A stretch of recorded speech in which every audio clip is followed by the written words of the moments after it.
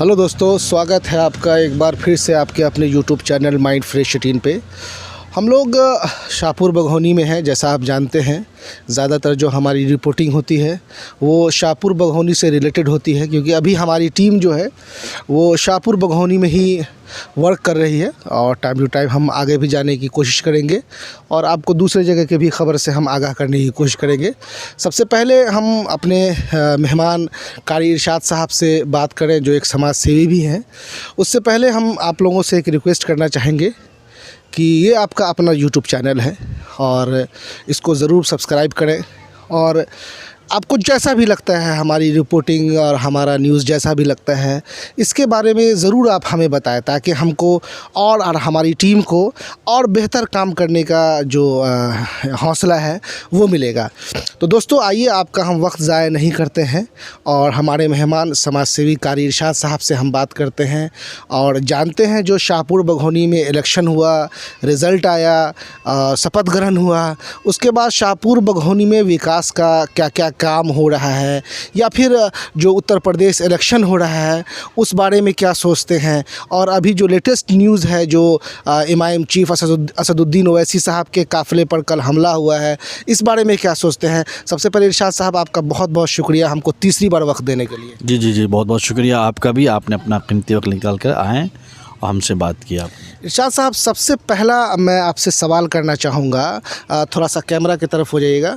सबसे पहला सवाल मैं करना चाहूँगा आपसे इरशाद साहब कि 26 जनवरी 2022 शाहपुर बघौनी पंचायत भवन पे एक बहुत ही विवादित बयान जो पंचायत सचिव हैं उपिंदर राम साहब के तरफ से आया, जो पाकिस्तान के जो ये है जिन्ना हैं, उन्होंने जयकारा लगवाया। उस बारे में आप क्या सोच रखते हैं? जी, 26 जनवरी की जो घटना हुई है, इसको घटना ही कह सकते हैं। तो मैं तो था नहीं, लेकिन जब मैं गया तो लोगों के माध्यम से मालूम हुआ कि इस तरह की घटना घटी है। तो अगर इस तरह की घटना घटी है वाकई में, तो इस पे प्रशासन को और यहाँ के ज़िम्मेदार को इस पे एक्शन लेना चाहिए, और जो सही है उस पे उसके हिसाब से उस पे कार्रवाई होनी चाहिए। एक चीज़ और देखिए, जो वीडियो है, जो माइंड फ्रेश चैनल है, वो वीडियो के ऑथेंटिक होने की गारंटी नहीं लेता है, लेकिन जो वीडियो सामने आया और हमने खुद अपनी रिपोर्टिंग में उस वीडियो को दिखाया है, जिसमें साफ नज़र आ रहा है कि उपिंदर राम साहब जिन्ना का जयकारा करते नज़र आ रहा है। जैसा हमारे सोर्स से पता चला है कि जो शाहपुर बघौनी के मुखिया प्रतिनिधि हैं इकबाल जाफरी साहब, या उनकी टीम जो है वो FIR करने के लिए भी गई, लेकिन FIR रजिस्टर नहीं हुआ। आप इस गांव के ज़िम्मेदार नागरिक हैं, आपको नहीं लगता है कि ये वक्त जो है वो आपसी विवाद कह लीजिए या राजनीतिक विवाद से अलग होकर के एक प्लेटफॉर्म पर आने का वक्त है? क्योंकि ये सिर्फ इकबाल जाफरी की बात नहीं है, ये शाहपुर बघौनी पंचायत के बदनामी की बात है। इस बारे में आप क्या राय रखते हैं?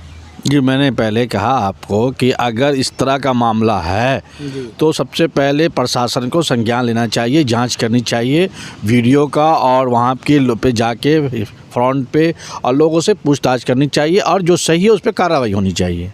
चलिए, ठीक है, बहुत बहुत शुक्रिया आपका इस पर राय रखने के लिए। अब हम आते हैं शाहपुर बघौनी में इलेक्शन हो गया, रिज़ल्ट आ गया। अब विकास का काम यहाँ शुरू हुआ है या अभी भी इंतज़ार करना होगा लोगों को शाहपुर बघौनी में विकास काम को देखने के लिए? ये तो आपको मुखिया जो हैं वो बताएंगे, और पंचायत सचिव हैं या रोज़गार सेवक हैं वो ये बताएंगे कि कब से इस बघौनी के अंदर विकास का काम फिर से शुरू होगा। क्योंकि अभी तक मैंने इससे पहले भी आपसे जो बात हुई थी तो मैंने कहा था काम बघौनी के अंदर लोगों ने कहा, लेकिन वो काम न यहाँ के जनता के लिए हुआ, न यहाँ के समाज के लिए हुआ, बल्कि एक तरह से लिपापोती वाला जो काम हुआ, जो सामने है आपके नाला निर्माण के माध्यम से हमने कहा था, जो आज भी मैं उसको कहता हूँ कि कोई भी काम, सारे काम अधूरे हैं जो पूरा होना चाहिए, और हम चाहते हैं कि काम विकास, बघौनी का विकास हो और लोग इसमें सहमत, एक दूसरे को साथ दें और सही काम होना चाहिए। अच्छा, ये मैं एक चीज़ आपको करूँगा कि अभी भी आप, जैसा मुझे महसूस हो रहा है कि इनडायरेक्ट में आप मुखिया जो हैं उनको आप टारगेट कर रहे हैं कि जो नाली का काम था, नाले का, वो पूरा नहीं हुआ, अधूरा। आपको नहीं लगता है कि अब वक्त ये है कि हम हार को स्वीकार करें और ये एक्सेप्ट करें कि मुखिया जो हैं, जो रोशन आरा जाफरी हैं, यकीनन उनसे पंचायत के लोग खुश हैं, तभी उन लोगों ने उनको वोट दे करके फिर से जीत का सेहरा पहनाया है। देखिए, मैं आपको अगर मेरी बात से लगा होगा कि मैं मुखिया क्या कटाक्ष कर रहा हूँ, मुखिया कटाक्ष जो हकीकत है वो बता रहा हूँ। मैं पहले इसके साथ ये भी जोड़ा कि आगे जो काम हो वो बेहतर काम हो और सब लोगों को उसके साथ मिलकर काम करना चाहिए। और जहाँ तक जीत और हार की बात है तो कभी कभी समीकरण ऐसा होता है कि पब्लिक ना जानते हुए भी जीत जाता है। तो पब्लिक हम मुझे नहीं चाहा, तो हम तो इससे पहले ही अपनी हार एक्सेप्ट कर चुके हैं और आपके चैनल के माध्यम से हम ये भी कह चुके हैं, जिन लोगों ने हम पे भरोसा जताया, जिन लोगों ने नहीं जताया, तमाम लोगों का मैंने शुक्रिया भी अदा कर चुका हूँ और मैं आगे भी उन खिदमत करता रहूँगा इस समाज में लोगों का, जो हमसे जहाँ तक हो सकेगा, और किसी से हमारी कोई शिकायत नहीं है। अच्छा इरशाद साहब, चलिए बहुत बहुत शुक्रिया, आप काफ़ी बेबाकी से जवाब दे रहे हैं। अब हम आते हैं, आप लास्ट टाइम जो है वो मेरे ख्याल से 2019 में आप विधायक का इलेक्शन भी लड़े थे, तो आप बताइएगा हमारे व्यूवर्स को कि किस पार्टी से आप इलेक्शन लड़े थे। देखिए, पार्टी वो कोई रजिस्टर्ड पार्टी नहीं था, लेकिन एक छोटी मोटी पार्टी थी जो मैं लड़ा था। लेकिन अभी जो हालात हैं, जी, जिस तरह से हमने इलेक्शन लड़ा और लोगों को मैंने देखा, जो कुछ सेकुलर पार्टी, जो नाम नेहात की सेकुलर पार्टी है, उस पे जिस तरह की हमारे अवाम, हमारी कौम मतलब अपने वोट को, जो हमारे वोट की कदर नहीं कर रहा और हमारे पास वोट मांगने तक नहीं आता है, उसके झोली में हम आंख बंद करके वोट डाल देते हैं। जी। नहीं, मैं आपसे सिर्फ ये जानना चाह रहा था कि जो पार्टी से आप इलेक्शन लड़े थे, उस पार्टी का मैं नाम जानना चाह रहा था, अगर आप बता सकें। जी, भारतीय गरीब मजदूर पार्टी थी। अच्छा, तो मैं ये जानना चाहता हूँ और हमारे व्यूवर्स ये जानना चाहते हैं कि क्या आप अभी भी उस पार्टी के सदस्य हैं, बने हुए हैं, या फिर आप उस पार्टी से अलग हो गए? नहीं, मैं उस पार्टी का सदस्य कभी था ही नहीं था। उस पार्टी से मुझे ऑफ़र आया था कि आप, क्योंकि मुझे 2 पार्टी से, इंडियन नेशनल लीग थी, उससे भी बात चल रही थी, तो सारी चीज़ें होने के बाद कुछ मामला ऐसा हुआ तो मैं उससे नहीं लड़ा। तो फिर लोगों ने कहा कि आप इस पार्टी से लड़ लीजिए, तो मैंने उस पार्टी से लड़ा। जी, चलिए। अच्छा इरशाद साहब, एक दो चीज़ और बताइएगा कि मैं पंचायत के बारे में बात कर रहा हूँ। पिछले जो सरपंच थे, उन पर इल्ज़ाम लगा था कि वो ज़्यादातर केसेस को जो है वो थाना और कोर्ट तक ले जाते हैं, क्योंकि वो उसी रोज़गार से जुड़े हुए वो एडवोकेट हैं। पंचायत में विकास का काम नहीं हो रहा है तो वो तो ब्लॉक पे आप जैसा बताया कि पंचायत सचिव और मुखिया ये बताएंगे, लेकिन गांव समाज में विवाद जो है वो टाइम टू टाइम होना नहीं चाहिए, लेकिन होता रहता है। तो अभी जो वर्तमान में जो सरपंच चुने गए हैं, क्या आप उनके परफॉर्मेंस से, अभी जो भी वक्त हुआ है, क्या आपको लगता है कि ये अब्दुल्ला साहब से बेहतर साबित होंगे? इनका काम जो है वो पंचायत के लिए सेटिस्फाई? सवाल था कि जो वर्तमान सरपंच हैं उनके कामकाज से, और जो इससे पहले पूर्व में हमारे अब्दुल्ला भाई थे सरपंच, और जो एडवोकेट भी हैं, वकील भी हैं, उनकी वाइफ थी सरपंच, वो अपना नेतृत्व करते थे उनकी। तो असल मैं ये कहना चाहूँगा आपको कि आपने कहा कि उन पे इल्ज़ाम था कि बहुत सारे मुद्दों को वो कोर्ट कचहरी का रास्ता दिखा देते थे। देखिए, हमने सुना, लेकिन 3-4 पंचायत, 5-6 पंचायत में ऐसा हुआ कि उनके साथ मेरा बैठना हुआ, लेकिन उन सब पंचायतों में ऐसा कोई भी अमल हमने नहीं देखा अपनी आंखों से या उनके अमल से, जो उस मुद्दे को उठाकर वो ऐसो थाना या कचहरी ले जा रहे हैं। और रही वर्तमान सरपंच की बात, तो वर्तमान सरपंच के साथ अभी कोई ऐसा मेरा साबका नहीं हुआ है। एक पंचायत में हम साथ में थे, जो इंशाल्लाह अल्हम्दुलिल्लाह काफ़ी अच्छे से सुलह हो गया और हम लोग उसमें थे, और बाकी तो अभी तो इनकी शुरुआत है, आगे देखिए कैसा उनका परफॉर्मेंस रहता है। चलिए इरशाद साहब, अब हम बिहार से निकलते हैं, शाहपुर बघौनी से, अब हम आते हैं यूपी में। यूपी में जैसा आप जानते हैं, यूपी में विधानसभा इलेक्शन हो रहा है और पहले चरण की वोटिंग जो है वो 10 फरवरी को है। उस बारे में आप क्या सोचते हैं? क्या वहाँ का क्या समीकरण है और वहाँ कैसे सरकार का क्या आप देखते हैं? क्या देखिए, सबसे पहली बात तो जिस तरह 5 साल यूपी में सरकार गुजरी राम राज के नाम पे, ये राम राज सरकार नहीं, गुंडा राज की सरकार थी। और इसका जीता जागता सबूत आपने 2 दिन पहले देखा, जिस तरह से हमारे और आपके चहेते जो हैं बरसे असदुद्दीन ओवैसी साहब जी, कल का वाक़या है जी, उनके ऊपर हमला जिस तरह हुआ, अगर गुंडा वहाँ से ख़त्म हो गया तो ये गुंडा फिर कहाँ से आया? और वो भी ऐसे लोगों पे हमला हो रहा है, ऐसी जगह पे हमला हो रहा है जहाँ पे सीसीटीवी कैमरा लगा हुआ है, वहाँ पे आम लोगों को रुकने की इजाज़त नहीं होती है।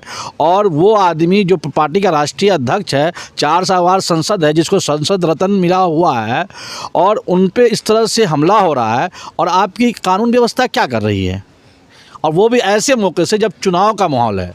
जी जी। एक चीज़ मैं आपको बीच में फिर से रोकूंगा, आपके स्टेटमेंट से ऐसा लग रहा है जैसे ही मैंने यूपी इलेक्शन का जिक्र किया, आप समाजवादी पार्टी, बीएसपी, बीजेपी और आरएलडी, इस तरह की जितनी भी पार्टियां हैं उनको छोड़ करके आप सीधे एमआईएम की तरफ आप जा रहे हैं और असदुद्दीन ओवैसी की तरफ जा रहे हैं। तो क्या मैं ये समझूं कि आने वाले दिनों में आप एमआईएम का दामन थामने का कोशिश कर रहे हैं? ये राजनीतिक है, और जिस तरह से हम क्या कहा कि जिस तरह से उनकी मकबूलियत बढ़ रही है और उनकी बातों पे लोग एतमाद कर रहे हैं, और जिस तरह से उन्होंने सेकुलरिज्म दिखाया यूपी के अंदर, ऐसे ऐसे लोगों को जो 20 साल से 25 साल से पार्टी का दामन थामे हुए थे, उनको टिकट नहीं दी, उन लोगों को गले से लगाकर असदुद्दीन ओवैसी साहब ने टिकट दिया। और जिस तरह से माहौल बन रहा है वहाँ, हमको लगता है आने वाले दिन में बिहार में भी और बंगाल में भी और भी जगह पे पूरे हिंदुस्तान में उनकी मकबूलियत बढ़ेगी इंशाल्लाह, हमको लगता है। तो ऐसी पार्टी को ज्वाइन करने में एतराज़ क्या है जो सेकुलरिज्म हो। अच्छा, आपको नहीं लगता है कि यूपी में जिस तरह का अभी माहौल चल रहा है, समाजवादी पार्टी और बीएसपी में डायरेक्ट फाइट है, असदुद्दीन ओवैसी के पार्टी को ये माना जाता है आमतौर पर कि मुस्लिम का वोट उनको मिलता है, और समाजवादी पार्टी अगर उत्तर प्रदेश में हम देखें तो समाजवादी पार्टी का भी कमोबेश यही हाल है कि मुस्लिमों की अक्सरियत वोट जो है वो समाजवादी पार्टी को जाती है।